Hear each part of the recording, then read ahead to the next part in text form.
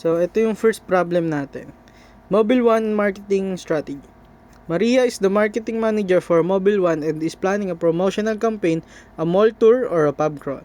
She learned that Mobile One main competitor ConnectAll is sponsoring either a music festival or a tech conference. If Mobile One does a mall tour, it will earn 11,000.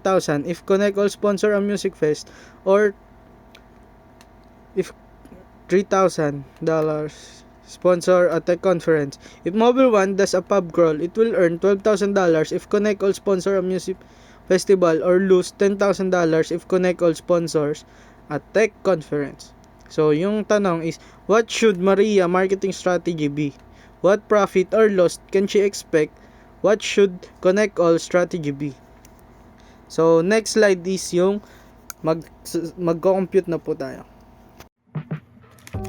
So, first is, ito yung table natin for Mobile One strategy and ConnectAll strategy. So, first is, kukunin natin yung strategy domination. First is, kukunin natin yung max ng dalawang nung sa Mobile One strategy and ConnectAll. First max is 11 and 10. So, ano mas mataas sa kanila? 11. Next is, yung max naman sa 3 and negative 12. So, 3. Next is yung minimum naman. Next is 11 and 3. Next is 10 and negative 12. So, ano mas mababa dito? 3. And dito naman is negative 12. So, after natin makuha to, i-input naman natin siya dito sa table. So,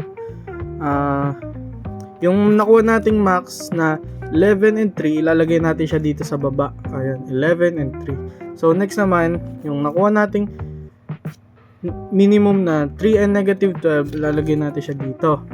So, after natin makuha nun,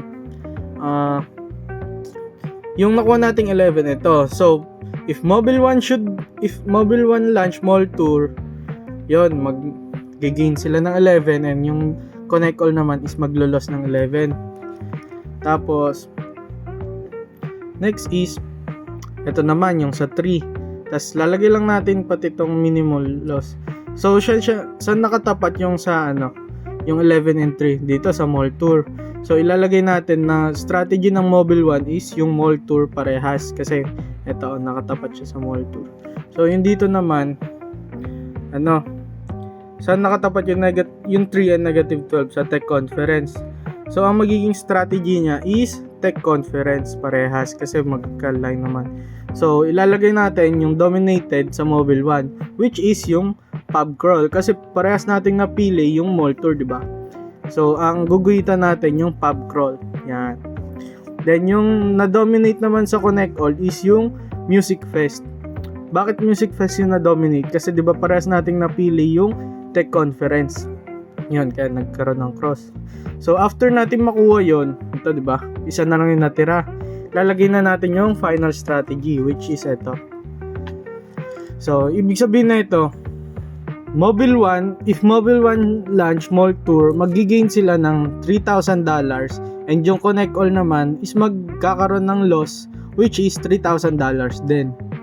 So, ang magiging strategy, ang final strategy ng Mobile One is yung mall tour and final strategy ng ConnectAll is yung tech conference. So, ayun. Di ba isa na lang ang natira sa kanila sa tig-isang brand na yon, isa lang yung natira. So ibig sabihin nun, pure strategy sila kasi yun nga, isa nga lang yung natira. So after nun is gagawa na tayo ng conclusion. Pagkagawa ng conclusion is ito na. Maria should launch mall tour for Mobile One and expect a gain of $3,000, while ConnectAll should launch tech conference at a loss of $3,000. Since each player is left with one strategy, this is a pure strategy. So, yun nga, di ba? Yun, ito yung conclusion natin. Maria should launch, yun, and mag-expect siya ng gain $3,000 while yung ConnectAll is maglo-loss siya ng $3,000. So, yun na yung final. And that's all.